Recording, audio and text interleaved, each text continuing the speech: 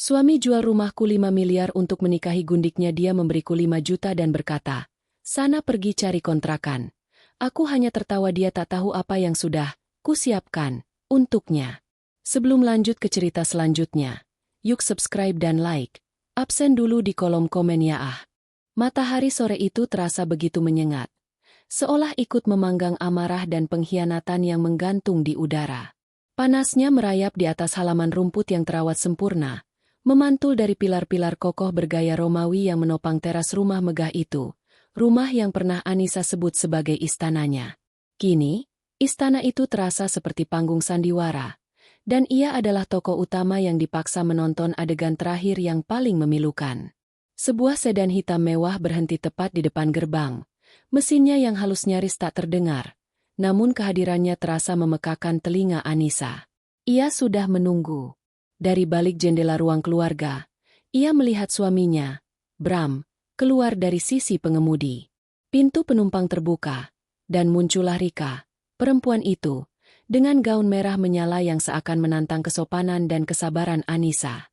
Mereka berjalan beriringan, Bram dengan dada membusung dan Rika yang menggelayut manja di lengannya, sepasang pemenang yang datang untuk mengumumkan kekalahan telak sang lawan.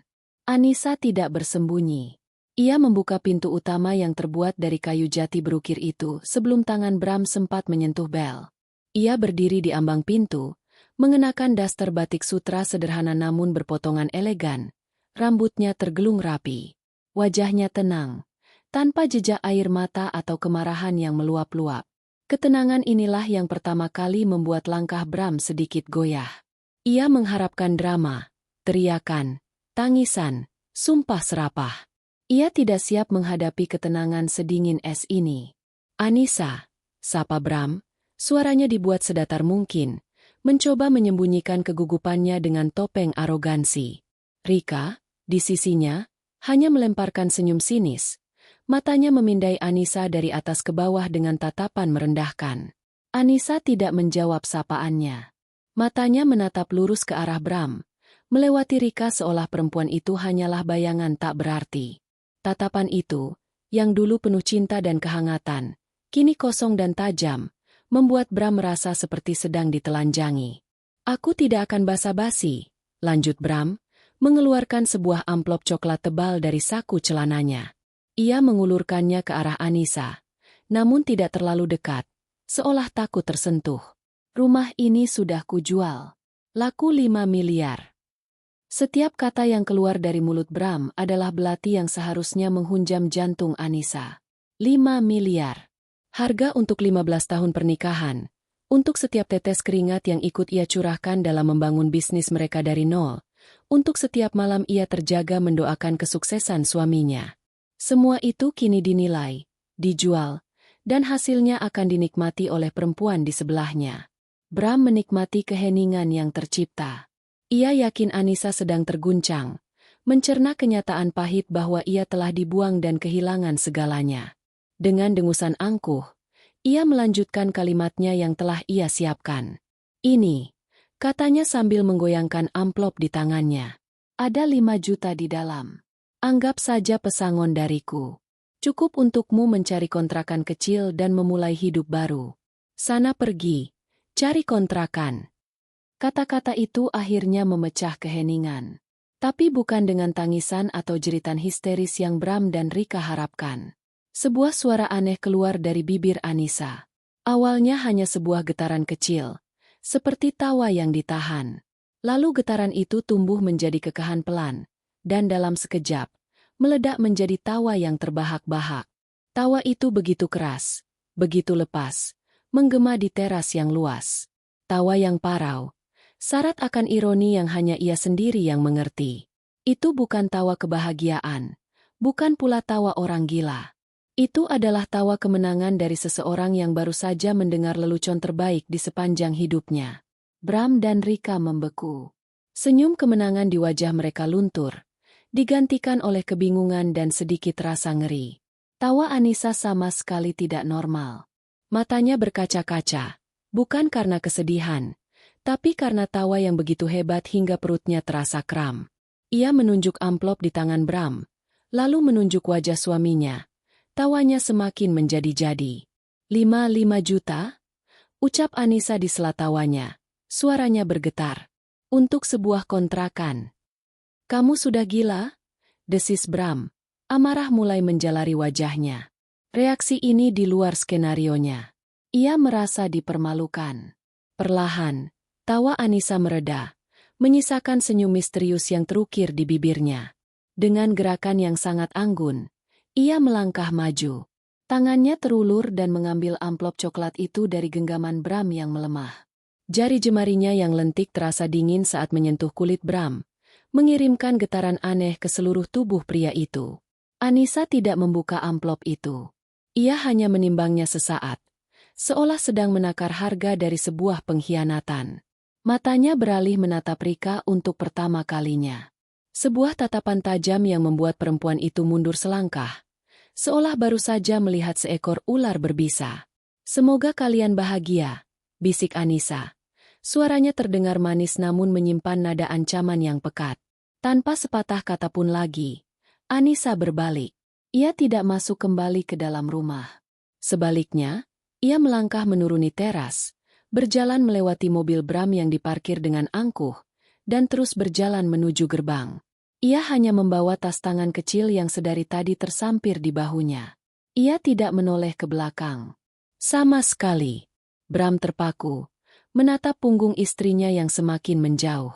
Benar-benar sudah gila, gumamnya pada Rika, lebih untuk meyakinkan dirinya sendiri. Stres karena kehilangan segalanya. Rika mengangguk, mencoba terlihat setuju, meskipun bulu kuduknya masih berdiri. Ada sesuatu dalam tawa dan tatapan Anissa tadi yang membuatnya merasa tidak nyaman, seolah ia baru saja merayakan kemenangan di atas ladang ranjau. Mereka berdua menatap Anissa hingga sosoknya hilang di tikungan jalan, berjalan kaki di bawah terik matahari dengan langkah yang mantap dan tidak tergesa. Bram tersenyum puas. Babak pertama telah berakhir sesuai rencananya. Ia telah menyingkirkan beban masa lalunya. Ia tidak tahu, bagi Anissa, ini bukanlah akhir. Ini bahkan bukan sebuah awal yang baru. Ini adalah kelanjutan dari sebuah rencana besar yang telah ia siapkan dengan sangat rapi. Dan tawa tadi? Itu adalah suara peluit yang menandakan bahwa permainan sesungguhnya baru saja dimulai. Langkah kaki Anissa terasa ringan saat menapaki trotoar yang panas. Amplop berisi 5 juta rupiah di genggamannya terasa tipis dan remeh, bukan sebagai penghinaan, melainkan sebagai bukti akhir dari kebodohan seorang pria yang merasa telah memenangkan segalanya. Setiap langkah yang menjauhkannya dari rumah itu bukanlah langkah menuju ketidakpastian, melainkan langkah menuju babak baru yang telah ia tulis sendiri naskahnya. Pikirannya melayang kembali, bukan ke momen perpisahan yang baru saja terjadi, tetapi ke sebuah malam hujan 3 tahun yang lalu, malam di mana Anissa sang istri yang patuh telah mati dan digantikan oleh Anissa sang ahli strategi. Malam itu, Bram pulang larut dengan aroma parfum wanita yang asing menempel di kemejanya. Aroma lili yang manis dan memuakan, bukan aroma melati lembut yang biasa Anissa pakai. Itu bukan yang pertama kali, tapi malam itu berbeda. Bram tertidur pula setelah menenggak 2 gelas whisky, dan ponselnya yang biasa ia jaga seperti nyawanya sendiri tergeletak di meja nakas. Sebuah getaran singkat dan nama, Rika, yang menyala di layar adalah pemicunya. Anissa tidak pernah menyentuh privasi suaminya, tapi malam itu, sebuah kekuatan tak terlihat mendorong tangannya untuk meraih benda persegi itu. Isinya adalah sebuah dunia pengkhianatan yang utuh. Pesan-pesan mesra, foto-foto di resor mewah yang Bram katakan sebagai perjalanan bisnis, dan bukti transfer uang dalam jumlah besar. Yang paling menyakitkan adalah percakapan mereka tentang Anissa. Si bodoh di rumah, begitu Bram menyebutnya. Dia terlalu sibuk mengurus berkas-berkas membosankan untuk tahu apapun. Malam itu, Anissa tidak menangis. Air matanya seakan mengering, membeku bersama hatinya. Ia duduk di tepi ranjang, menatap wajah suaminya yang tertidur lelap, dan merasakan kehampaan yang luar biasa. 15 tahun ia abdikan hidupnya, menjadi mitra tak terlihat yang memastikan roda bisnis mereka terus berputar. Dialah yang begadang meninjau kontrak, dialah yang mengatur alur kas, dialah yang memastikan pajak terbayar tepat waktu. Bram adalah wajah perusahaan, sang negosiator ulung di lapangan golf dan jamuan makan malam. Sementara Anissa adalah mesin yang bekerja dalam sunyi di ruang belakang. Dan kini ia tahu, mesin itu hanya dianggap sebagai si bodoh pengurus berkas. Saat fajar menyingsing, kesedihan Anissa telah bermetamorfosis menjadi sesuatu yang lain, sebuah ketetapan hati yang dingin dan tajam. Ia tidak akan meminta cerai. Ia tahu Bram. Pria itu akan memutarbalikan fakta, membuatnya tampak seperti istri pencemburu yang tidak tahu berterima kasih, dan pada akhirnya akan mencampakkannya dengan tunjangan seadanya. Ia tidak akan memberikan kepuasan itu pada Bram. Jika Bram menganggapnya hanya pengurus berkas, maka ia akan menggunakan berkas-berkas itu sebagai senjatanya.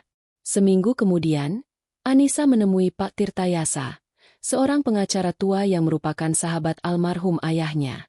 Bukan sebagai istri yang tersakiti, tapi sebagai klien yang serius. Di kantor hukum yang beraroma buku-buku tua dan kopi pekat itu, Anissa membeberkan segalanya, bukan tentang perselingkuhan Bram, melainkan tentang struktur bisnis dan aset mereka. Bram adalah pemilik 70% saham di atas kertas. Pak, jelas Anissa sambil menyodorkan setumpuk dokumen. Tapi semua keputusan finansial, semua perjanjian legal, selalu melewati meja saya terlebih dahulu. Dia tidak pernah membaca detailnya. Dia hanya menandatangani. Pak Tirtayasa, dengan kacamata tebalnya, menelaah setiap lembar dokumen dengan saksama. Ia mengangguk-angguk kecil, sesekali bergumam. Pola klasik, katanya. Pria yang merasa terlalu pintar untuk hal-hal detail. Ini adalah celah terbesarnya, Nisa. Dari sanalah rencana itu lahir. Sebuah rencana jangka panjang yang brilian dan sepenuhnya legal. Langkah pertamanya adalah mendirikan sebuah perusahaan induk, sebuah holding company, dengan nama PT Anissa Prameswari Sentosa. Sebuah nama yang terdengar profesional dan tidak mencurigakan. Anissa memegang 95% saham, sementara 5% sisanya ia berikan pada Pak Tirtayasa sebagai wali amanat. Selama 2 tahun berikutnya, Anissa bekerja dalam senyap. Satu persatu, ia memindahkan aset-aset di bawah nama Bram ke dalam naungan PT Anissa Prameswari Sentosa. Prosesnya berjalan mulus karena keangkuhan Bram sendiri. Sayang, tolong tanda tangan di sini, kata Anissa suatu pagi sambil menyodorkan setumpuk dokumen saat Bram sedang sarapan. Ini restrukturisasi perusahaan agar beban pajak kita lebih ringan. Pak Tirtayasa yang menyarankan.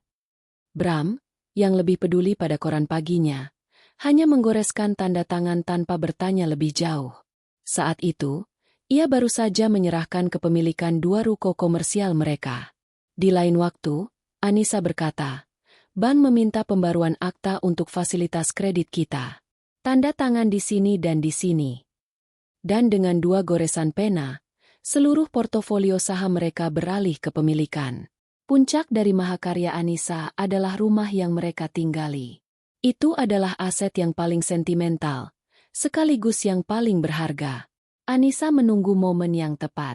Kesempatan itu datang ketika salah satu proyek Bram mengalami masalah dan terancam gugatan hukum. Aku khawatir, Mas, kata Anissa dengan wajah cemas yang dibuat-buat. Pak Tirtayasa bilang, kalau sampai kita kalah di pengadilan, semua aset atas namamu bisa disita, termasuk rumah ini. Kepanikan langsung terlihat di wajah Bram. Lalu bagaimana? Beliau menyarankan untuk melakukan hibah aman. Rumah ini dihibahkan atas namaku. Secara hukum, ini akan menjadi milikku sepenuhnya dan tidak bisa disentuh oleh kreditur manapun. Ini hanya untuk berjaga-jaga. Tentu saja. Bram menatap Anissa, lalu tersenyum. Istriku memang yang paling pintar. Kamu urus saja semuanya. Aku percaya padamu. Dan semudah itu, istana yang dibangun dengan kerja keras mereka berdua, secara hukum menjadi milik Anissa seorang. Gugatan terhadap proyek Bram akhirnya selesai dengan damai. Tapi akta rumah itu tidak pernah diubah kembali. Bram sudah melupakannya, menganggapnya hanya formalitas yang telah berlalu. Kini, berjalan di bawah matahari sore, Anissa tersenyum getir. Bram tidak tahu bahwa saat ia sibuk menjual rumah itu, Ia sebenarnya sedang melakukan tindak penipuan. Ia tidak tahu bahwa uang muka yang ia terima dari pembeli akan menjadi satu-satunya uang yang akan ia lihat. Ia tidak tahu bahwa semua rekening bisnis, semua kartu kredit, semua aset yang ia banggakan, sudah berada di luar jangkauannya. Anissa berhenti di sebuah tikungan, mengeluarkan ponsel dari tas tangannya. Bukan untuk memesan taksi. Ia menekan nomor panggilan cepat. Halo, Pak Tirtayasa. Sapanya dengan suara tenang. Sudah selesai. Dia sudah mengambil umpannya. Anda bisa memulai langkah kedua sekarang. Sebuah taksi online berwarna perak berhenti dengan mulus di depan lobi sebuah gedung pencakar langit yang menjulang anggun di jantung kawasan bisnis Sudirman. Anissa melangkah keluar, menyerahkan beberapa lembar uang 100 ribuan kepada sopir tanpa menunggu kembalian. Udara dingin dari lobi yang luas langsung menyambutnya. Kontras dengan panasnya jalanan yang baru saja ia tinggalkan. Aroma samar teh putih dan melati menguar dari diffuser tersembunyi, dan alunan musik instrumental yang lembut terdengar dari pengeras suara. Ini adalah dunia yang berbeda dari rumah megah bergaya klasik yang penuh dengan kenangan pahit. Ini adalah dunianya. Concierge yang berseragam rapi langsung mengenali Anissa. Selamat sore, Ibu Anissa. Selamat datang kembali. Sapanya dengan senyum profesional sambil sedikit membungkuk. Sore, Pak Budi. Tolong siapkan barang-barang saya yang ada di penyimpanan. Ya, saya akan tinggal untuk waktu yang lama. Jawab Anissa dengan tenang. Baik, Bu. Akan segera kami antarkan ke atas. Anissa berjalan melewati lobi marmer yang berkilauan menuju lift pribadi. Ia memasukkan kartu akses emas, dan tombol dengan tulisan, PH, menyala. Lift melesat naik dengan cepat dan senyap, membawanya ke puncak gedung, ke singgasananya yang baru. Pintu lift terbuka langsung ke dalam sebuah ruangan yang maha luas. Dinding kaca dari lantai ke langit-langit membentang di tiga sisi, menyuguhkan pemandangan cakrawala Jakarta yang memukau. Lampu-lampu kota mulai berkelip seperti permata yang tersebar di atas kain beludru hitam saat senja mulai turun. Interiornya bergaya minimalis modern, sofa kulit berwarna krem, meja kopi dari marmer Carrara, dan beberapa lukisan abstrak kontemporer yang tergantung di dinding yang tersisa. Semuanya adalah pilihannya. Dibeli setahun yang lalu menggunakan dana pribadinya yang ia kumpulkan dengan cerdas jauh sebelum badai datang. Ini bukan kontrakan. Ini adalah bentengnya. Anissa meletakkan tas tangannya dan amplop berisi 5 juta rupiah di atas meja. Ia menatap uang itu sejenak, lalu tertawa kecil. Uang ini akan ia bingkai, sebagai pengingat abadi akan harga sebuah penghinaan dan awal dari sebuah pembalasan. Ia berjalan ke arah bar mini di sudut ruangan, mengeluarkan sebotol air mineral dingin, dan meneguknya perlahan sambil menatap keluar jendela. Dari ketinggian ini, hiruk-pikuk kota tampak begitu kecil dan tidak berarti. Begitu pula masalahnya dengan Bram. Dari sini, Bram hanyalah setitik debu yang akan segera ia sapu bersih dari kehidupannya. Sementara itu, di belahan lain kota, Bram dan Rika sedang merayakan kemenangan palsu mereka. Mereka memilih suite termewah di Hotel Brawijaya, tempat para elit kota biasa menghabiskan malam. Tawa Rika yang melengking terdengar saat Bram membuka sebotol sampahnya mahal, membiarkan buihnya tumpah membasahi karpet tebal. Untuk kita, sayang. Untuk kebebasan kita. Seru Bram sambil mengangkat gelasnya. Untuk 5 miliar kita, balas Rika. Mata berbinar-binar penuh keserakahan. Mereka bersulang, meneguk sampahnya dengan sekali tegukan. Uang muka sebesar 500 juta dari penjualan rumah sudah masuk ke rekening pribadi Bram. Ia merasa seperti raja dunia. Dengan uang itu, ia langsung membelikan Rika kalung berlian yang sudah lama diidam-idamkan perempuan itu, dan memesan gaun-gaun dari desainer ternama. Malam itu, mereka mengadakan pesta kecil di suite mereka, hanya berdua. Makanan-makanan terbaik dari restoran hotel terhidang di atas meja, kaviar, lobster, dan steak wagyu, semuanya dibayar dengan uang yang seharusnya menjadi hak Anissa. Aku tidak percaya Anissa pergi begitu saja, kata Rika sambil menyuapkan sepotong lobster ke mulut Bram. Aku kira dia akan mengamuk, menangis, setidaknya membuat keributan.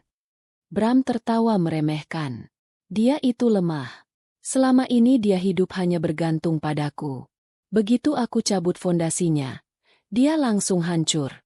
Mungkin sekarang dia sedang menangis di kamar kontrakan kumuh sambil menghitung uang 5 juta itu. Keduanya terbahak, membayangkan Anissa dalam kesengsaraan.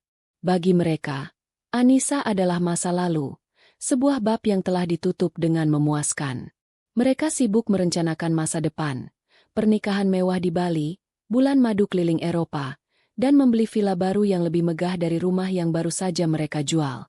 Mereka menghamburkan uang seolah sumbernya tak terbatas, yakin bahwa sisa pembayaran 4-5 miliar akan segera cair dalam beberapa hari ke depan. Setelah semuanya cair, aku akan mengambil alih perusahaan sepenuhnya, kata Bram dengan mata berapi-api. Tidak perlu lagi ada Anissa yang ikut campur dengan berkas-berkasnya. Aku akan menunjukkan pada semua orang bagaimana cara menjalankan bisnis yang benar. Rika mendengarkan dengan penuh kekaguman palsu. Ia tidak peduli dengan bisnis. Ia hanya peduli pada hasilnya. Uang, kemewahan, dan status sosial sebagai Nyonya Bramantio yang baru. Malam semakin larut. Di dalam suite yang mewah, Bram dan Rika menari di antara botol sampahnya kosong dan sisa-sisa makanan mahal, mabuk oleh kemenangan dan alkohol. Mereka tidak menyadari bahwa di luar sana, jaring laba-laba yang tak terlihat sedang ditenun dengan sabar. Setiap tawa mereka, setiap rencana mereka, hanya membuat mereka semakin terperangkap di pusatnya. Di puncak gedung pencakar langit, Anissa selesai mandi air hangat. Ia mengenakan piyama sutra yang nyaman, lalu duduk di balkon sambil menikmati teh chamomile. Ponselnya bergetar. Sebuah pesan masuk dari asisten pribadinya. Dira, semua sudah siap sesuai instruksi, Bu.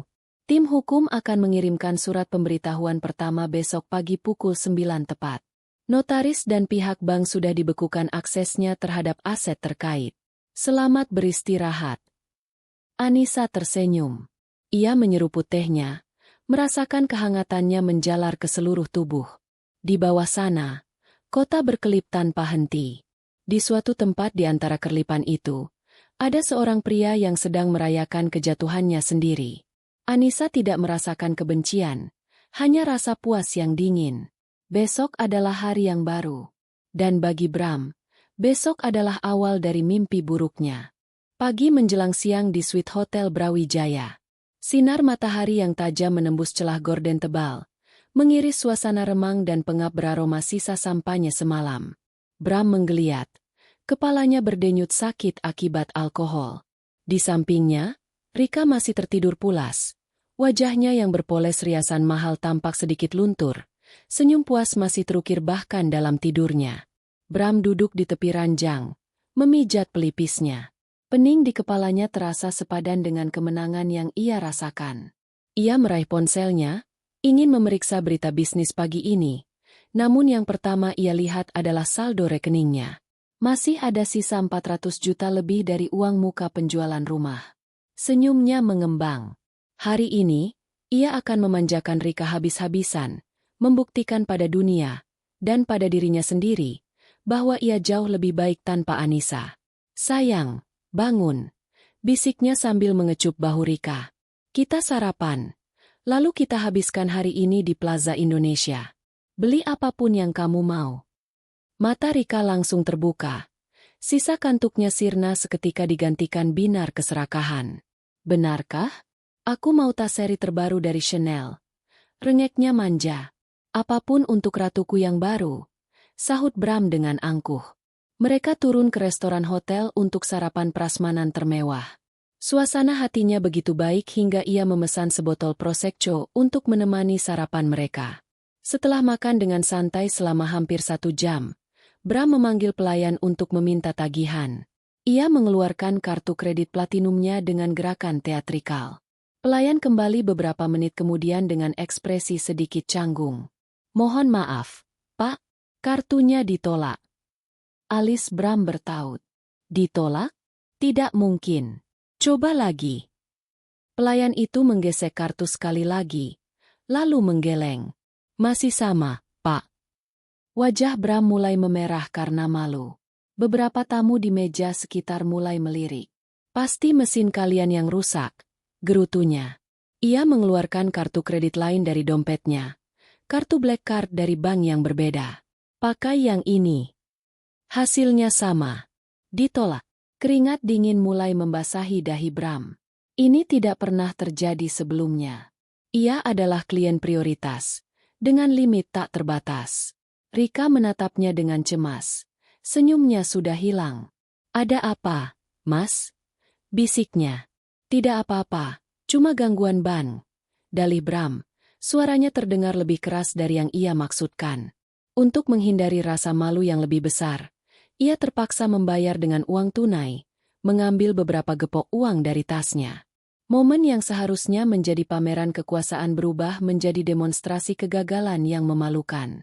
Kembali di kamar, suasana ceria telah menguap. Bram mondar-mandir sambil mencoba menghubungi manajer banknya. Namun panggilannya terus dialihkan ke pesan suara. Sialan! Pasti ada masalah sistem besar-besaran. Umpatnya, mencoba meyakinkan Rika dan dirinya sendiri. Saat itulah ponselnya berdering. Nama, Hartono pembeli rumah, tertera di layar. Bram menghela napas lega. Mungkin ini kabar baik tentang pelunasan sisa pembayaran. Ia menjawab panggilan itu dengan suara yang dibuat seceria mungkin. Halo, Pak Hartono. Bagaimana kabarnya? Jangan berbasa-basi dengan saya, Bramantio. Suara di seberang telepon terdengar dingin dan penuh amarah. Saya baru saja menerima surat somasi dari firma hukum Tirtayasa Angrekan. Mereka bilang rumah itu bukan milik Anda. Mereka bilang Anda penipu. Dunia Bram seakan berhenti berputar. Apa? Itu tidak masuk akal, Pak. Pasti ada kesalahan. Rumah itu milik saya. Oh ya? Mereka melampirkan salinan sertifikat hak milik atas nama Anissa Prameswari Sentosa. Dan mereka memperingatkan saya untuk tidak mentransfer sisa pembayaran atau saya akan dianggap sebagai penadah barang hasil kejahatan. Uang muka saya akan saya tarik kembali melalui jalur hukum jika perlu. Jangan hubungi saya lagi. Klik. Panggilan terputus. Bram terpaku. Ponsel masih menempel di telinganya. Sertifikat atas nama Anissa? Hibah aman. Kalimat itu tiba-tiba melintas di benaknya seperti sambaran petir. Ia gemetar. Dengan panik, ia mencoba membuka aplikasi perbankan bisnisnya. Gagal. Sebuah pesan muncul, akses Anda telah dibekukan atas permintaan administrator utama. Administrator utama.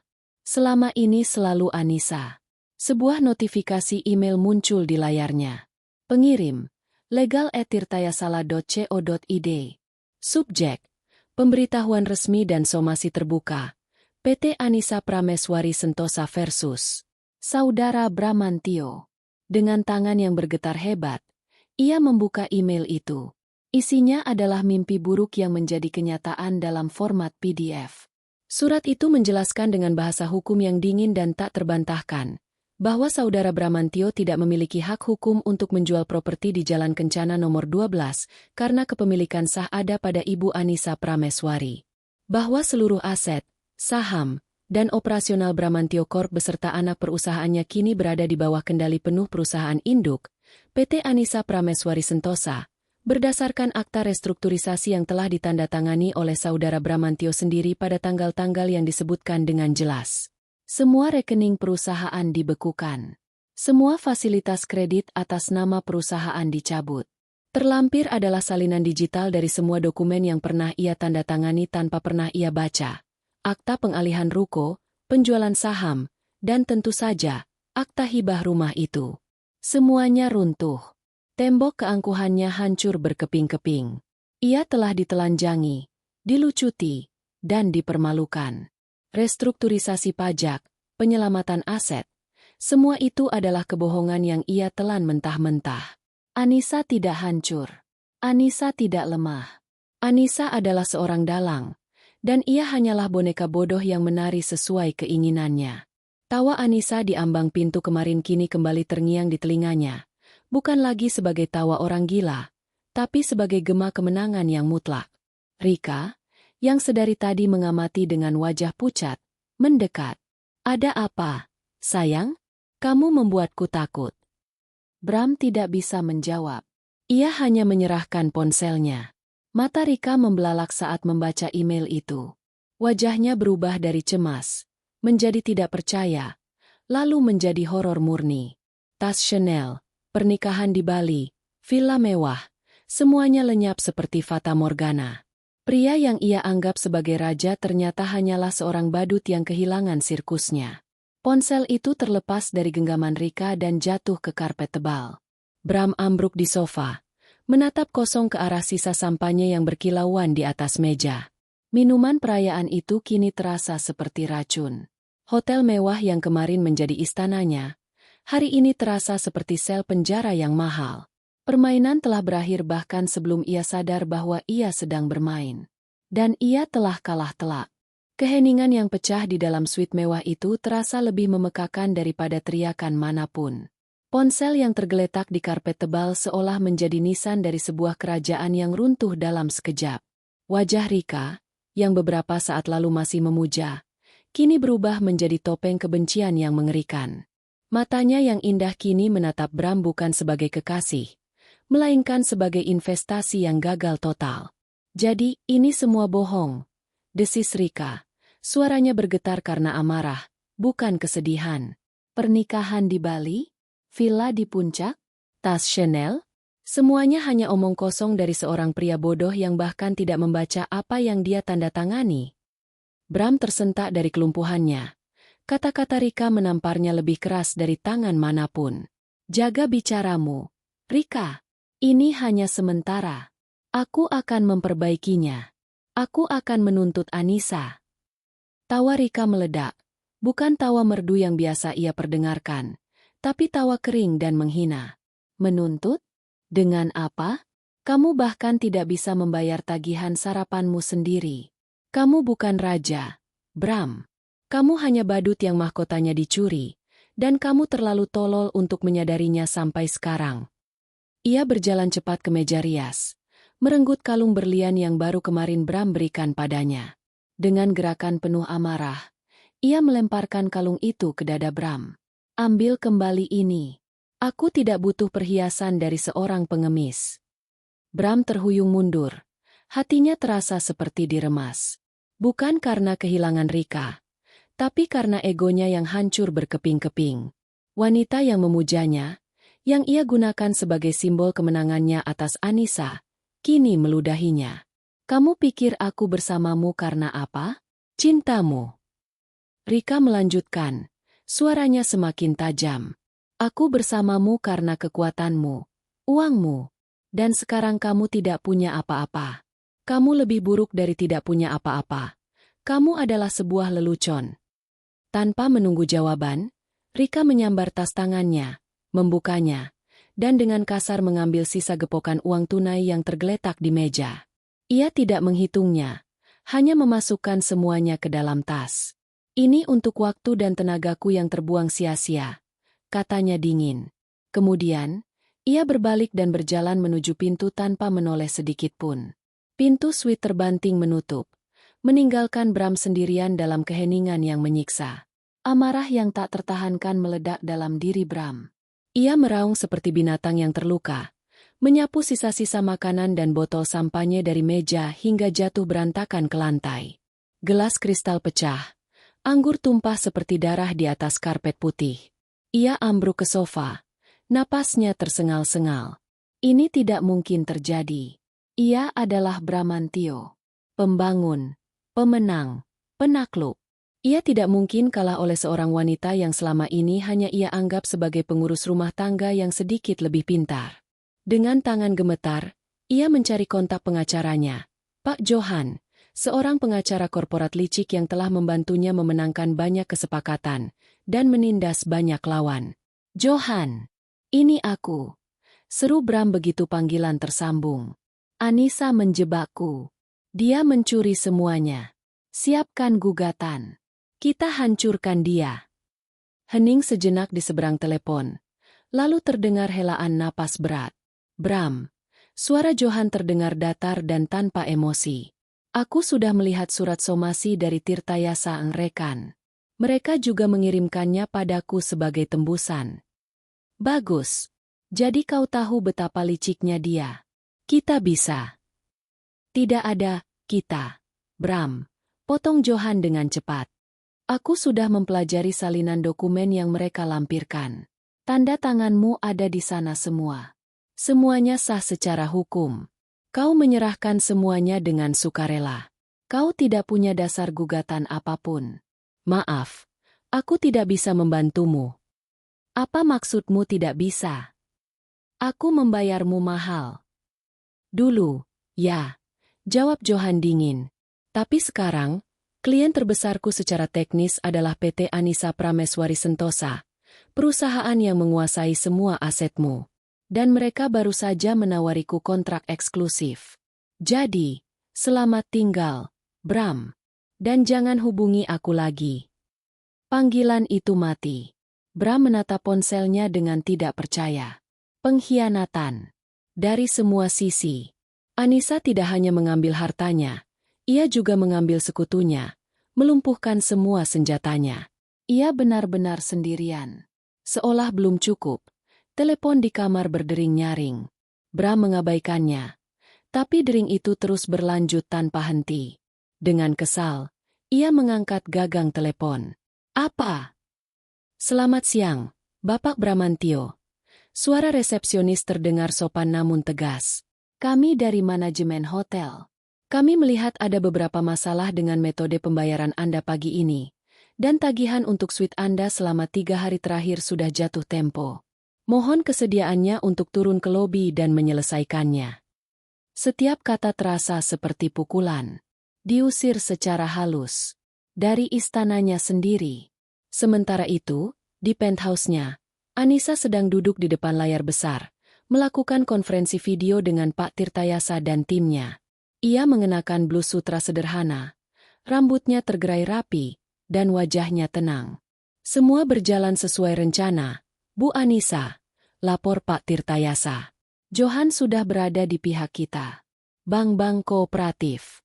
Pembeli rumah, Pak Hartono, sudah kami tenangkan dan sedang menjadwalkan ulang pertemuan dengan Ibu sebagai pemilik sah. Langkah Bramantio sudah sepenuhnya terkunci. Anissa mengangguk kecil. Bagaimana dengan sisa uang di rekening pribadinya? Sekitar 400 jutaan dari uang muka. Cukup untuk membuatnya merasa aman sejenak. Tapi tidak akan bertahan lama, apalagi dengan gaya hidupnya. Kita biarkan saja. Anggap itu sebagai pesangon terakhir darinya. Jawab seorang anggota tim hukum sambil tersenyum tipis. Baik, kata Anissa. Terus pantau pergerakannya. Saya ingin memastikan dia merasakan setiap konsekuensi dari perbuatannya. Terima kasih atas kerja keras Anda semua. Panggilan video berakhir. Anissa bangkit, berjalan ke jendela, dan menatap kota di bawahnya. Tidak ada euforia, tidak ada sorak kemenangan. Hanya ada kelegaan yang dalam dan rasa keadilan yang dingin. Ini bukan tentang balas dendam yang membabi buta. Ini tentang mengambil kembali apa yang menjadi haknya, dan memberikan pelajaran yang tidak akan pernah dilupakan oleh Bram. Kembali di hotel, Bram mengemasi barang-barangnya ke dalam satu koper. Pakaian-pakaian desainer yang dulu ia banggakan kini terasa seperti kostum badut. Ia meninggalkan semua barang belanjaan Rika yang teronggok di sudut kamar. Di lobi, ia menghadapi tatapan kasir yang dingin. Tagihannya mencapai hampir 100 juta rupiah. Dengan berat hati, ia mengeluarkan sisa uang tunainya, menyerahkan hampir seperempat dari harta terakhirnya. Saat ia berjalan keluar melalui pintu putar yang megah, doorman yang biasanya membukakan pintu mobil untuknya dengan sigap kini hanya menatapnya dengan tatapan campur aduk antara kasihan dan canggung. Tidak ada mobil mewah yang menunggunya. Tidak ada sopir. Bramantio, sang raja yang baru saja digulingkan, berdiri sendirian di trotoar yang ramai. Panasnya aspal seolah mengejeknya. Ia menatap gedung-gedung pencakar langit di sekelilingnya. Gedung-gedung yang pernah menjadi taman bermainnya. Kini, ia hanyalah orang asing di kerajaannya sendiri. Tanpa uang, tanpa kekuasaan, tanpa tujuan. Untuk pertama kalinya dalam hidupnya, ia benar-benar tersesat.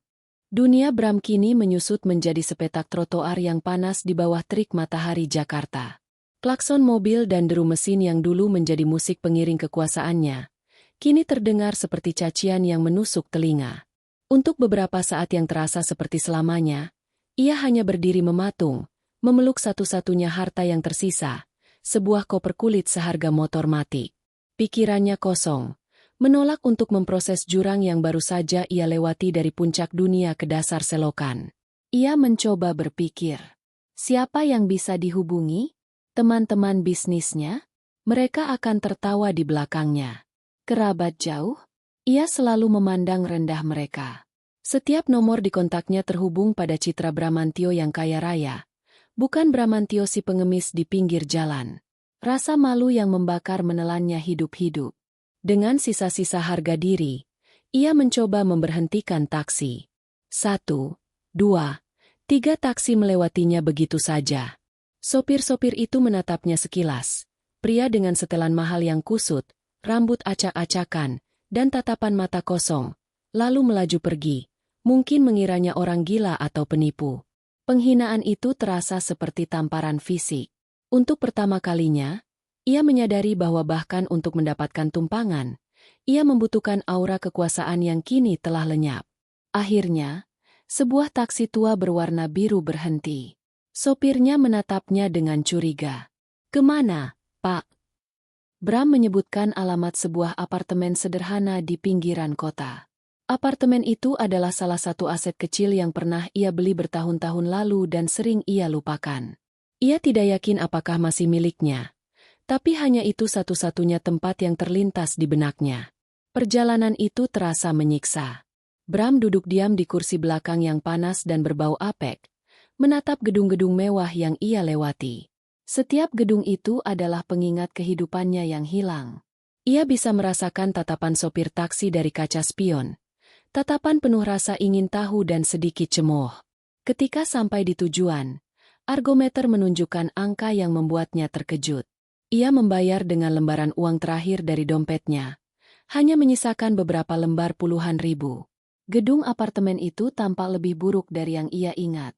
Catnya mengelupas. Lorongnya remang-remang dan berbau lembab. Ia naik ke lantai 5 menggunakan tangga karena liftnya rusak. Napasnya terengah-engah saat tiba di depan pintu unitnya. Ia mencoba kunci lama yang kebetulan masih ada di gantungan kunci mobilnya. Tapi tentu saja tidak berhasil. Putus asa, ia mengetuk pintu unit di sebelahnya. Seorang pria paruh-baya yang hanya mengenakan kaos singlet dan sarung membuka pintu, menatapnya dengan kening berkerut. "Cari siapa?" Saya pemilik unit ini," kata Bram terbata-bata. "Saya kehilangan kunci. Apa Anda kenal pengelola gedung ini?" Pria itu tertawa sinis. "Pemilik? Setahu saya unit ini sudah lama kosong. Pengelolanya Pak Udin, di bawah." Bram turun kembali dan menemukan Pak Udin di sebuah ruangan kecil yang dijadikan kantor. Pria itu sedang menyeruput kopi hitam. Ketika melihat Bram, matanya memicing, mencoba mengenali. "Saya Bramantio, pemilik unit 502, kata Bram, mencoba terdengar berwibawa.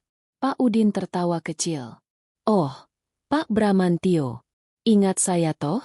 Dulu Bapak pernah maki-maki saya di telepon cuma karena saya telat sehari menagih uang sewa dari penyewa Bapak. Sekarang ada apa? Mau jual unitnya?" Nadanya penuh sarkasme. Ego Bram menjerit. Tapi ia tidak punya pilihan. Saya perlu masuk. Kunci saya hilang. Bisa tolong bukakan?" Pak Udin menatapnya dari atas ke bawah. "Bisa. Biayanya 200.000. Uang keamanan." 200.000. Jumlah yang dulu tidak ada artinya. Kini terasa sangat besar. Dengan berat hati, Bram mengeluarkan 2 lembar uang 100 ribuan terakhir dari sisa uang yang diberikan Rika. Pak Udin mengambilnya. Lalu dengan santai mengambil kunci duplikat dari laci dan membukakan pintu untuk Bram. "Jangan lupa bayar iuran bulanan. Sudah nunggak 3 bulan," katanya sebelum pergi meninggalkan Bram di ambang pintu apartemennya yang menyedihkan.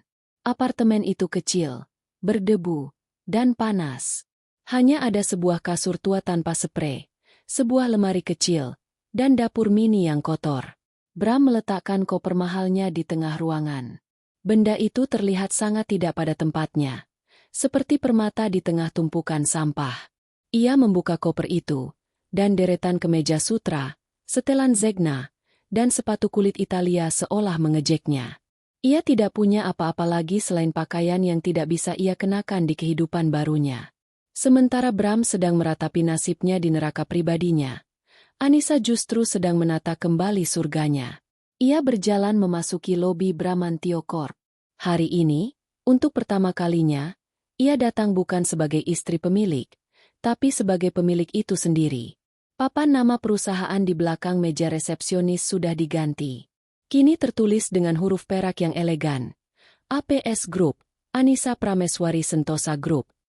Para karyawan yang dulu selalu menunduk takut saat Bram lewat, kini menatap Anissa dengan campuran rasa hormat dan penasaran. Anissa membalas mereka dengan senyum tipis yang tulus. Dira, asisten pribadinya, sudah menunggunya di depan lift. Selamat pagi, Bu Anissa. Ruang rapat sudah siap. Para kepala divisi sudah menunggu. Di ruang rapat, Anissa duduk di kursi utama yang dulu menjadi singgasana Bram. Wajah-wajah tegang menatapnya. Mereka semua adalah orang-orang pilihan Bram, yang terbiasa dengan gaya kepemimpinan yang arogan dan impulsif. Selamat pagi semua. Anissa memulai dengan suara tenang namun tegas. Seperti yang Anda semua tahu, telah terjadi restrukturisasi besar dalam perusahaan ini. Saya tidak akan membahas masa lalu. Saya ingin membahas masa depan. Ia memaparkan visinya dengan jelas dan lugas. Tentang efisiensi, transparansi, dan penghargaan terhadap karyawan. Ia tidak banyak bicara, tapi setiap katanya berbobot. Ia menunjukkan pemahamannya yang mendalam tentang seluk-beluk perusahaan. Hasil dari bertahun-tahun ia mempelajari laporan-laporan yang selalu diabaikan Bram. Salah satu kepala divisi keuangan, seorang pria senior bernama Pak Darmawan yang selalu terlihat tertekan di bawah Bram, memberanikan diri angkat bicara. Maaf, Bu, ada beberapa proyek khusus yang dijalankan Pak Bramantio yang dananya tidak pernah jelas. Kami tidak pernah berani bertanya. Anissa menatapnya. Tolong kumpulkan semua datanya, Pak Darmawan. Saya mau audit total. Tidak ada lagi kerahasiaan di perusahaan ini. Wajah Pak Darmawan tampak lega. Untuk pertama kalinya dalam beberapa tahun, ia merasa bisa bekerja dengan benar. Rapat itu berakhir dengan suasana yang jauh lebih optimis. Anissa telah menunjukkan dalam 1 jam bahwa ia adalah pemimpin yang berbeda, pemimpin yang sesungguhnya. Malam harinya, di apartemennya yang pengap, Bram berhasil menyalakan listrik setelah membayar deposit dengan sisa uangnya. Ia membeli sebungkus mie instan dari warung di bawah. Sambil menunggu air mendidih di panci butut, ia menatap bayangannya di jendela yang kotor. Pria yang menatap balik itu tampak asing, lelah, kalah, dan putus asa. Aroma mie instan yang menyengat memenuhi ruangan. Ia menuangkannya ke dalam mangkuk dan mulai makan. Rasa gurih MSG yang tajam terasa aneh di lidahnya yang terbiasa dengan makanan mewah. Setiap suapan terasa seperti menelan harga dirinya. Di luar, gemerlap lampu kota yang dulu menjadi pemandangan dari penthouse dan restorannya, kini hanya terlihat seperti titik-titik jauh yang tak terjangkau. Kejatuhannya kini terasa nyata. Bukan lagi sekadar angka di rekening bank, tapi rasa lapar di perutnya dan dinginnya lantai di bawah kakinya. Hari-hari bagi Bram kini berputar dalam siklus yang monoton dan memuakkan. Lapar, bosan, dan marah. Dinding apartemen yang kotor terasa semakin mendekat, mencekiknya dengan aroma debu dan keputusasaan. Uangnya yang tersisa menipis dengan kecepatan yang mengerikan. Setiap pengeluaran, bahkan untuk sebotol air mineral, terasa seperti vonis mati yang tertunda. Pagi itu, didorong oleh rasa lapar yang menusuk, ia mengambil keputusan yang paling memalukan dalam hidupnya. Ia memasukkan jam tangan Rolex-nya, hadiah ulang tahun dari dirinya sendiri beberapa tahun lalu, dan beberapa kemeja sutra ke dalam sebuah tas ransel butut yang ia temukan di lemari. Ia akan menjual hartanya. Tempat pertama yang ia tuju adalah sebuah butik jam tangan mewah bekas di sebuah mall kelas atas. Dulu, ia adalah pelanggan tetap di sini. Sekarang, ia masuk dengan kepala tertunduk. Pemiliknya, Pak Robert, Seorang pria Tionghoa parubaya, menatapnya dengan ekspresi terkejut yang tak bisa disembunyikan. Pak Bramantio? Wah, sudah lama tidak kelihatan. Sapanya, nadanya terdengar sedikit canggung. Saya mau jual ini, kata Bram singkat, meletakkan Rolexnya di atas etalase kaca. Pak Robert memeriksanya dengan kaca pembesar. Matanya yang terlatih langsung mengenali keaslian dan kualitasnya. Ini seri yang bagus. Dulu Bapak beli di sini, kan? Saya ingat. Ia berhenti sejenak, menatap penampilan Bram yang jauh dari kata terawat. Kalau dijual kembali sekarang, paling saya bisa ambil 300 juta. 300 juta. Jauh di bawah harga pasaran, tapi bagi Bram, angka itu terdengar seperti sebuah keajaiban. Saya ambil, katanya cepat. Namun, senyum Pak Robert memudar. Tapi pembayarannya harus transfer. Pak, kami tidak pegang tunai sebanyak itu. Boleh minta nomor rekeningnya? Darah serasa surut dari wajah Bram. Rekening. Sesuatu yang kini tidak bisa ia akses. Saya butuh tunai. Desisnya.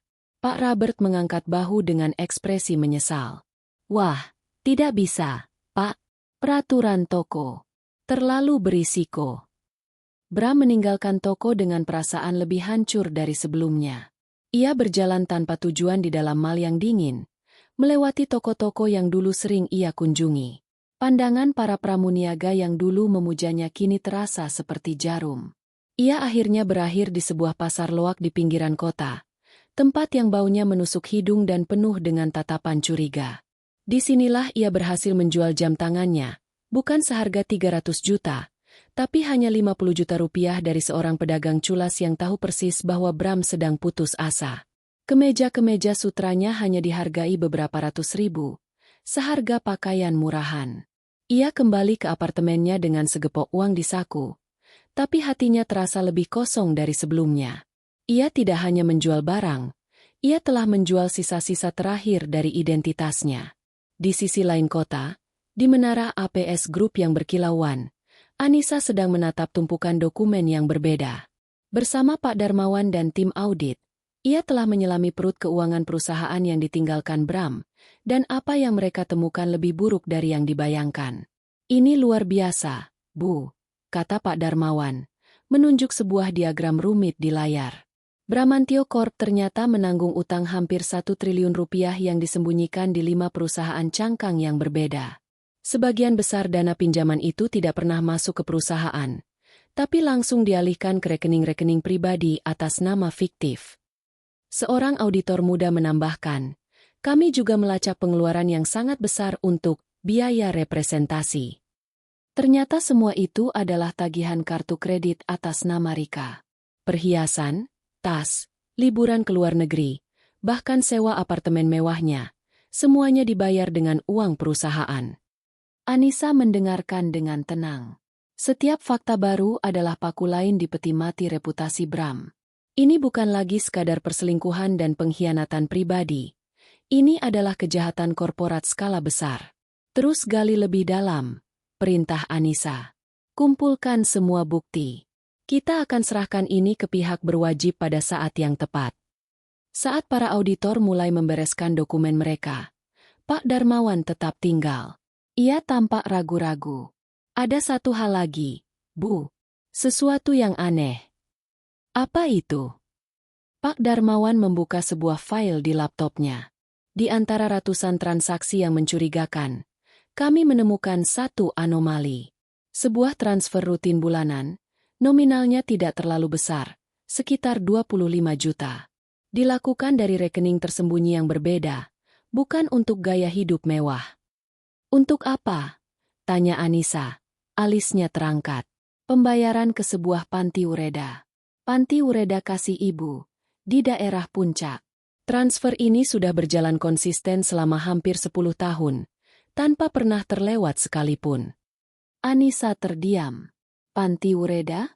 Bram, pria yang bahkan tidak pernah mau mengunjungi orang tuanya sendiri saat mereka sakit? Pria yang menganggap kepedulian sebagai kelemahan? Ini sama sekali tidak masuk akal. Pola perilaku itu sangat berbeda dari semua yang ia ketahui tentang suaminya. Siapa nama penerima manfaatnya? Siapa yang tinggal di panti itu? Tanya Anissa. Rasa penasarannya terusik. Itu masalahnya, Bu. Jawab Pak Darmawan. Pembayarannya hanya atas nama.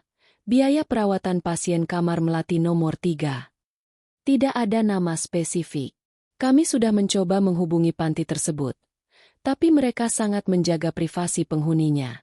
Mereka tidak akan memberikan informasi tanpa izin dari pihak yang membayar. Keheningan memenuhi ruangan kantor yang luas itu. Di luar jendela, kota Jakarta membentang dengan segala kesibukannya. Namun, pikiran Anissa kini terfokus pada satu titik kecil di puncak. Sebuah kamar bernama Melati nomor 3. Gema dari masa lalu Bram yang tidak pernah ia ketahui. Selama ini, ia berpikir telah memahami pria itu luar dalam. Ambisinya, keserakahannya, kekejamannya. Tapi penemuan ini membuka sebuah pintu ke ruang gelap yang tidak ia ketahui ada.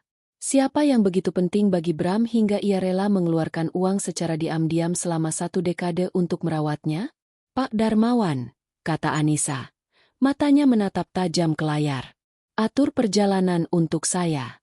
Besok pagi, saya akan mengunjungi Panti Ureda Kasih Ibu. Perjalanan menuju puncak terasa seperti perjalanan ke dunia lain. Semakin jauh mobil meninggalkan Jakarta, semakin menipis pula selubung polusi dan kebisingan yang menyesakan. Udara yang masuk melalui jendela yang sedikit terbuka membawa aroma tanah basah dan pepohonan. Aroma yang sudah lama tidak dihirup oleh Anissa. Ia menatap keluar, ke hamparan kebun teh yang hijau dan menenangkan. Namun pikirannya jauh dari tenang. Setiap kilometer yang berlalu, benaknya dipenuhi berbagai spekulasi. Siapakah penghuni kamar Melati nomor 3? Apakah seorang kerabat jauh yang sengaja disembunyikan Bram dari dunia? Atau mungkin simpanan lain dari masa lalunya? Seseorang yang sudah terlalu tua untuk dipamerkan seperti Rika? Kemungkinan terakhir itu terasa pahit. Anissa menguatkan hatinya. Apapun yang akan ia temukan, ia siap menghadapinya. Panti Ureda Kasih Ibu terletak di sebuah jalan kecil yang jauh dari keramaian jalan utama. Bangunannya bergaya villa Belanda kuno, terawat dengan baik, dikelilingi taman bunga yang asri dan penuh warna. Suasananya damai, jauh dari bayangan panti jompo yang suram dan menyedihkan. Anissa merasa sedikit aneh. Tempat ini memancarkan ketulusan, sebuah kontradiksi total dari segala sesuatu yang berhubungan dengan Bram. Seorang wanita parubaya yang ramah dengan seragam perawat menyambutnya di lobi. Selamat pagi. Ada yang bisa saya bantu? Saya Anissa Prameswari, katanya dengan tenang. Saya ingin bertemu dengan kepala panti. Ini mengenai biaya perawatan untuk pasien di kamar Melati nomor 3. Nama itu rupanya memiliki efek. Perawat itu segera menunjukkan sikap hormat. Oh, tentu saja, Bu. Mari saya antar bertemu dengan Ibu Sari. Ibu Sari, kepala panti, adalah seorang wanita berusia akhir 50-an dengan wajah keibuan dan tatapan mata yang tajam namun baik.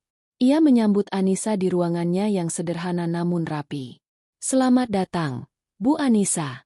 Saya Ibu Sari. Sapanya hangat. Kami mohon maaf, tapi seperti yang sudah kami sampaikan pada tim Ibu, kami tidak bisa memberikan informasi detail mengenai penghuni kami. Anissa mengangguk mengerti. Ia mengeluarkan sebuah map dari tasnya. Saya paham, Bu. Tapi situasinya sudah berubah. Ia meletakkan salinan dokumen pengambil alihan aset di atas meja.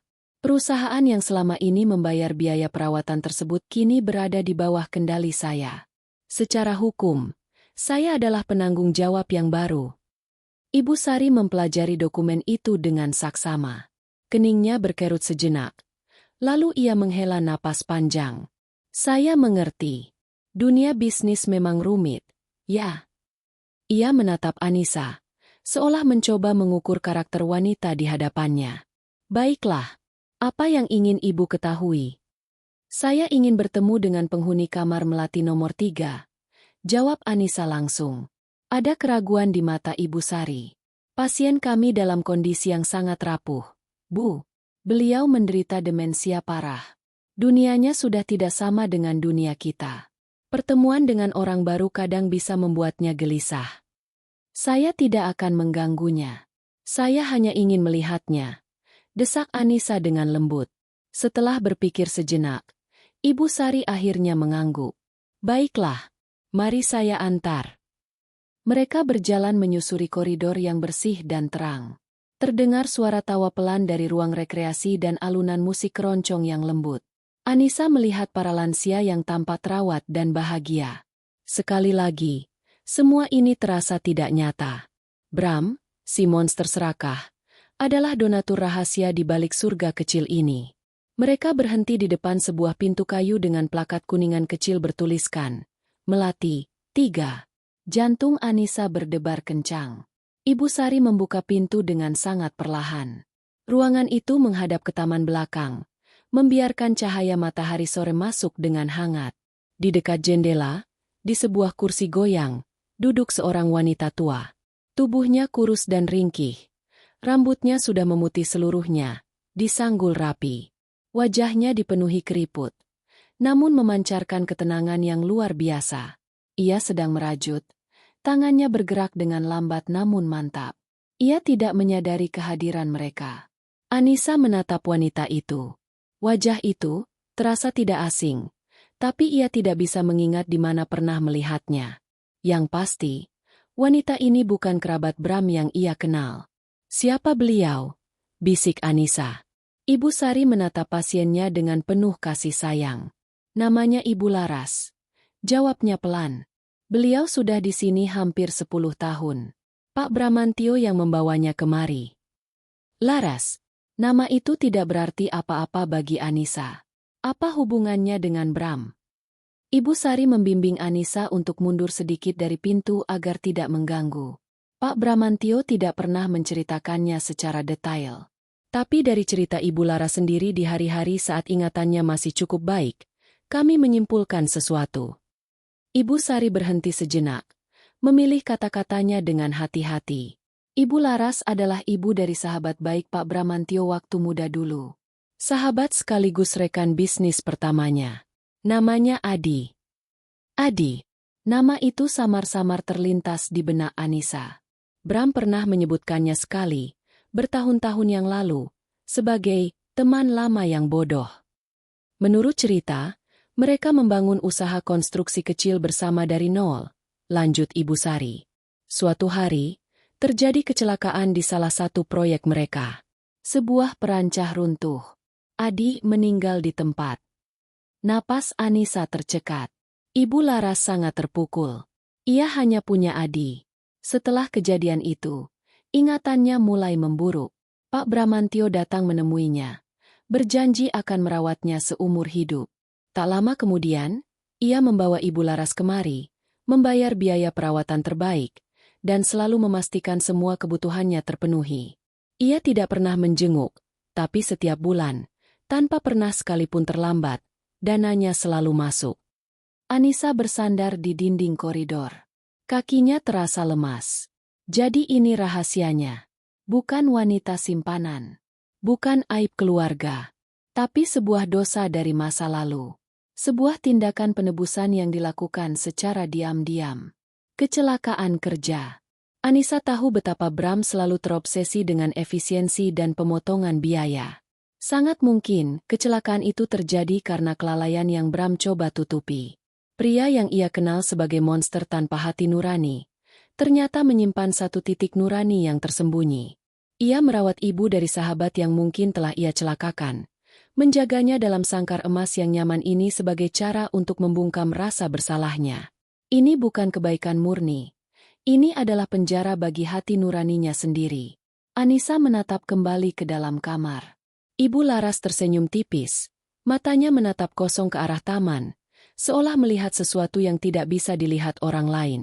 Ia hidup dalam dunianya sendiri, tidak menyadari pertarungan, pengkhianatan, dan kehancuran yang terjadi di dunia luar karena pria yang membiayai kedamaiannya. Anissa datang kemari untuk mencari amunisi terakhir untuk menghancurkan Bram. Tapi yang ia temukan justru sebuah dilema moral yang rumit. Ia memegang rahasia ini di tangannya. Ia bisa saja menghentikan pembayaran ini, membiarkan Ibu Laras terlantar, sebuah hukuman pamungkas untuk Bram. Atau, ia bisa melanjutkan perbuatan rahasia suaminya, menghormati satu-satunya hal baik yang mungkin pernah Bram lakukan, meskipun itu lahir dari sebuah tragedi. Jalan pembalasannya yang lurus dan jelas kini tiba-tiba bercabang. Dan untuk pertama kalinya sejak ia diusir dari rumahnya, Anissa merasa ragu. Anissa meninggalkan panti uredakasi ibu dengan perasaan campur aduk yang belum pernah ia rasakan sebelumnya. Perjalanan pulang tidak lagi terasa menenangkan. Hamparan kebun teh yang hijau kini tampak buram, tak mampu menembus kabut keraguan di benaknya.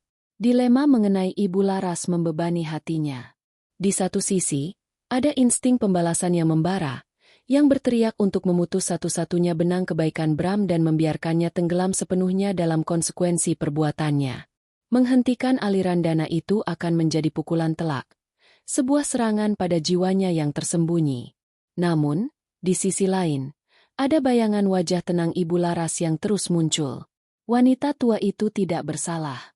Ia adalah korban tak langsung dari tragedi yang mungkin disebabkan oleh keserakahan Bram. Menelantarkannya akan menjadikan Anissa sama kejamnya dengan pria yang ia benci. Apakah kemenangan akan terasa manis jika diraih dengan mengorbankan nuraninya sendiri? Setibanya di penthouse, ia langsung menuju ruang kerjanya. Tanpa ragu, ia menelepon Dira.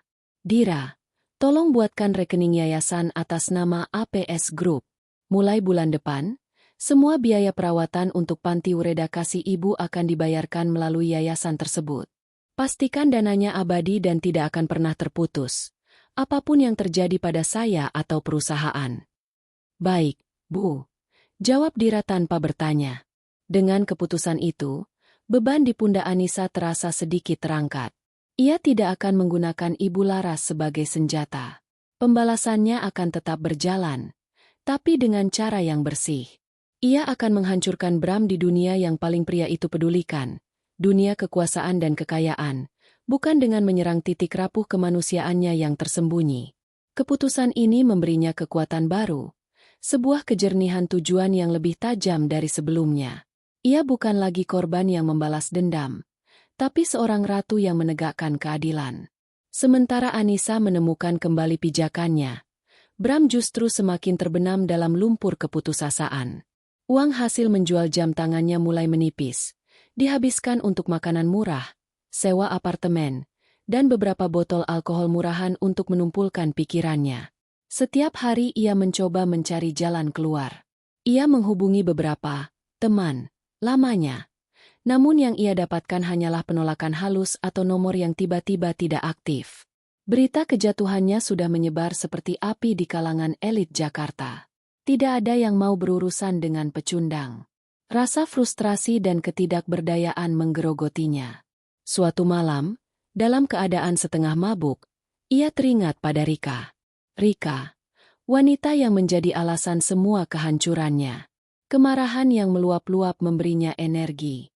Ia harus menemukan wanita itu. Bukan untuk meminta bantuan, tapi untuk menuntut. Bukankah Rika menikmati semua kemewahan darinya? Wanita itu berutang padanya. Dengan sisa uangnya, ia menyewa ojek dan pergi ke alamat apartemen mewah yang dulu ia sewa untuk Rika. Ia berdiri di lobi yang familiar. Namun kini satpam menatapnya dengan curiga. Penampilannya yang kucel dan bau alkohol membuatnya tampak seperti gelandangan. Mau cari siapa, Pak? Tanya satpam itu dengan ketus. Saya mau bertemu Rika, di unit 27B. Jawab Bram, mencoba terdengar berwibawa. Satpam itu tertawa kecil. Mbak Rika sudah pindah sebulan yang lalu. Pak, langsung setelah Bapak berhenti bayar sewanya. Dunia Bram seakan runtuh untuk kedua kalinya. Pindah? Kemana? Tentu saja. Rika tidak akan tinggal di tempat yang tidak dibiayai.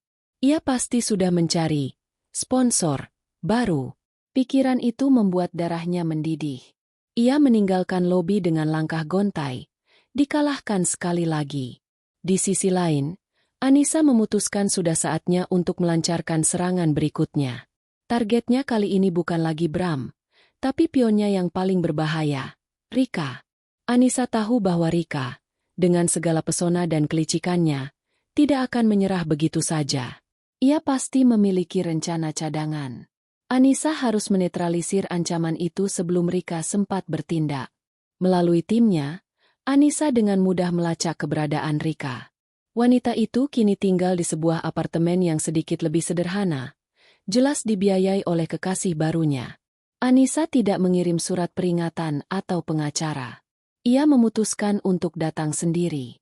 Sore itu, Anissa tiba di apartemen Rika. Ia menekan bel.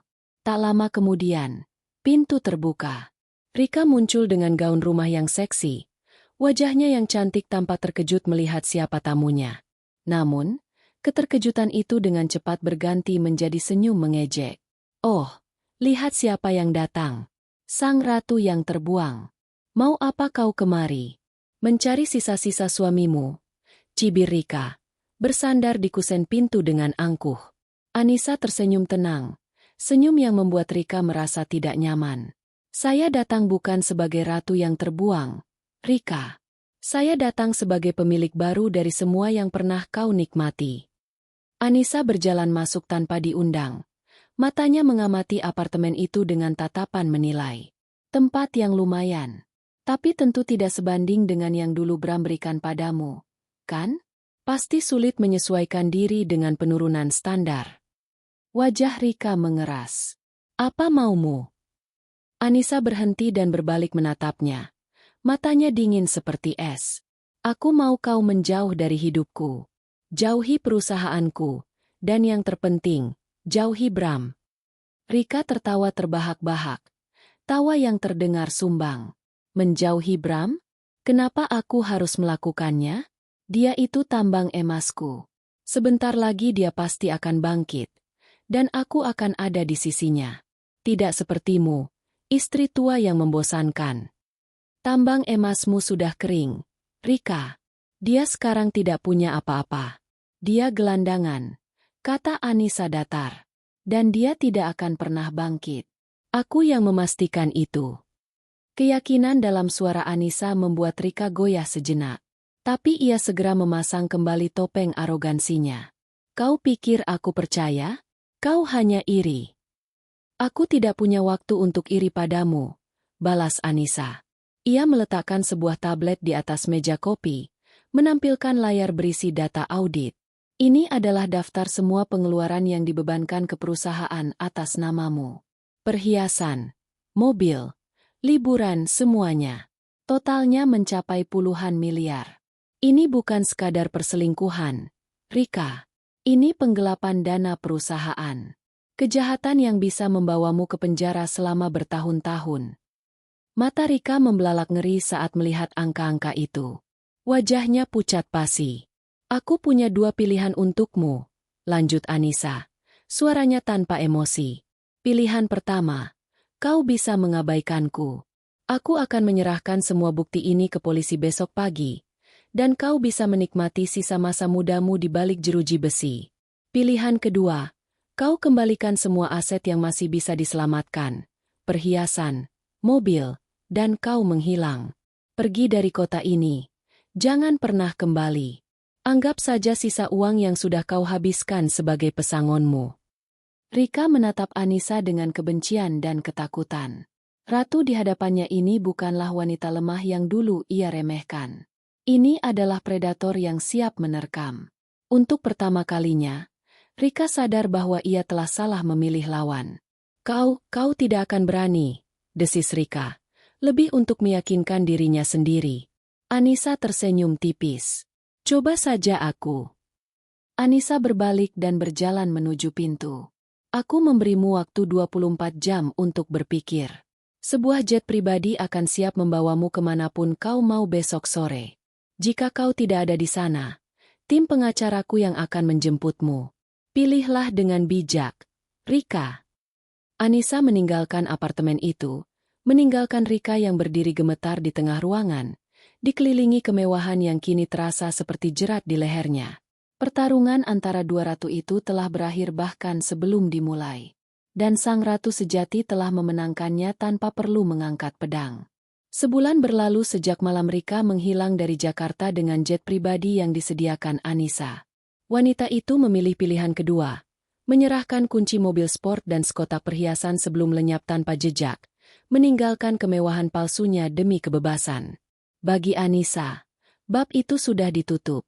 Fokusnya kini sepenuhnya tercurah pada APS Group, menstabilkan perusahaan dan membersihkan sisa-sisa racun yang ditinggalkan Bram. Namun, ada satu benang kusut terakhir yang harus ia selesaikan. Satu pertemuan tatap muka yang tidak bisa ia hindari. Ini bukan lagi tentang balas dendam. Ini tentang menutup sebuah buku, membakarnya, dan menyebarkan abunya ke angin. Anissa meminta Dira untuk mengatur pertemuan. Bukan di menara kantornya yang megah atau di penthouse mewahnya, melainkan di sebuah kafe sederhana di taman kota yang rindang. Tempat yang netral, terbuka, dan sangat jauh dari dunia gemerlap yang pernah menjadi milik Bram. Bram tiba diantar oleh salah satu staf Anissa. Penampilannya adalah gambaran tragis dari kejatuhan seorang raja. Tubuhnya kurus, wajahnya tirus dan tidak terawat, dan mata yang dulu tajam kini kusam dipenuhi keputusasaan. Ia mengenakan kemeja lusuh yang jelas bukan miliknya. Ia duduk di hadapan Anissa dengan canggung, tatapannya waspada seperti binatang yang terluka. Anissa, sebaliknya, tampak bersinar. Ia mengenakan blus sederhana namun elegan, rambutnya ditata rapi, dan wajahnya memancarkan ketenangan dan kepercayaan diri. Ia menatap pria di hadapannya tanpa kebencian, hanya dengan rasa kasihan yang dingin. "Terima kasih sudah datang, Bram," ucap Anissa, suaranya tenang. "Apa maumu?" desis Bram, nadanya kasar. "Mau pamer? Mau mengejekku? Lakukan saja dan selesaikan ini." Anissa menggeleng pelan. "Aku tidak punya waktu untuk itu." Ia meletakkan sebuah map tebal di atas meja. "Aku hanya ingin kau tahu yang sebenarnya." Anissa mulai bercerita. Ia menceritakan bagaimana ia menemukan rencana Bram jauh sebelum pria itu bertindak. Tentang bagaimana ia diam-diam memindahkan asetnya, mendirikan APS Group, dan menunggu saat yang tepat. Ia menjelaskan setiap langkah yang ia ambil, setiap strategi yang ia jalankan, dengan detail yang presisi dan tanpa emosi. Bram mendengarkan dengan wajah pucat. Setiap kalimat Anissa adalah palu yang menghantam sisa-sisa harga dirinya. Wanita yang selama ini ia anggap sebagai pajangan bodoh yang penurut ternyata adalah seorang ahli strategi ulung yang telah menenun jaring di sekelilingnya tanpa ia sadari. Kau merencanakan semua ini," bisiknya, "tak percaya. Kau yang memulainya, Bram." "Aku hanya menyelesaikannya," jawab Anissa. Lalu, ia melancarkan pukulan terakhirnya. "Aku juga tahu tentang Ibu Laras." Nama itu membuat Bram membeku. Seluruh sisa warna terkuras dari wajahnya. Itu adalah rahasia tergelapnya. Satu-satunya sudut hatinya yang ia jaga rapat-rapat. "Aku sudah mengunjungi beliau," lanjut Anissa. "Wanita yang baik. Sangat tenang." Ia menatap mata Bram yang kini dipenuhi teror. "Aku tahu tentang Adi. Tentang kecelakaan itu. Aku tahu kenapa kau merawat ibunya selama ini. Bukan karena kebaikan, tapi karena rasa bersalah." Jangan sentuh dia," seru Bram, suaranya bergetar. Untuk pertama kalinya, Anissa melihat ketakutan yang tulus di matanya. "Aku tidak akan menyentuhnya," kata Anissa dengan tegas. "Faktanya, aku sudah mendirikan yayasan untuk menjamin perawatannya seumur hidup.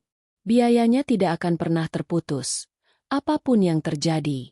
Tapi jangan salah, aku melakukannya bukan untukmu. Aku melakukannya karena itu adalah hal yang benar untuk dilakukan. Untuknya dan untuk Adi. Penebusan dosamu sudah tidak ada artinya lagi. Bahkan itu pun sudah kuambil darimu." Itulah saatnya Bram benar-benar hancur. Bukan kehilangan uang atau kekuasaan yang menghancurkannya, tapi kesadaran bahwa Anissa telah mengambil alih segalanya, bahkan dosa dan penebusannya. Ia tidak punya apa-apa lagi. Ia menundukkan kepalanya di atas meja, dan untuk pertama kalinya setelah bertahun-tahun, bahunya bergetar dalam isak tangis yang sunyi dan menyedihkan. Anissa menatapnya sejenak. Tidak ada lagi amarah yang tersisa, hanya kehampaan. Pria di hadapannya bukan lagi monster yang ia takuti, hanya seorang pria tua yang kalah dan hancur. Ia mendorong map di atas meja ke arah Bram. Di dalamnya ada surat cerai. Tanda tangani. Pengacaraku akan mengurus sisanya. Ia berhenti sejenak sebelum menambahkan. Dan juga salinan lengkap dari bukti penggelapan dana yang sudah kuserahkan pada pihak kepolisian. Mereka mungkin akan mencarimu sebentar lagi. Anissa berdiri. Pertemuan telah usai. Ia tidak perlu melihat reaksi Bram. Ia berbalik dan berjalan pergi tanpa menoleh ke belakang. Ia melangkah keluar dari kafe, kembali ke bawah sinar matahari yang cerah. Udara terasa lebih ringan. Beban di pundaknya telah terangkat selamanya. Ia melihat mobilnya menunggu, dengan Dira yang tersenyum di sisinya.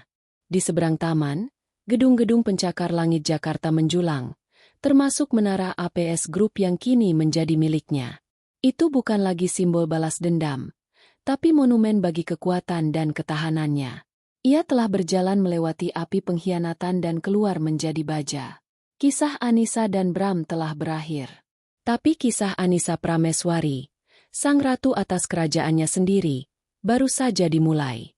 Ia masuk ke dalam mobil, dan saat mobil itu melaju, ia tidak melihat ke belakang sama sekali. Matanya lurus menatap cakrawala yang membentang cerah di hadapannya.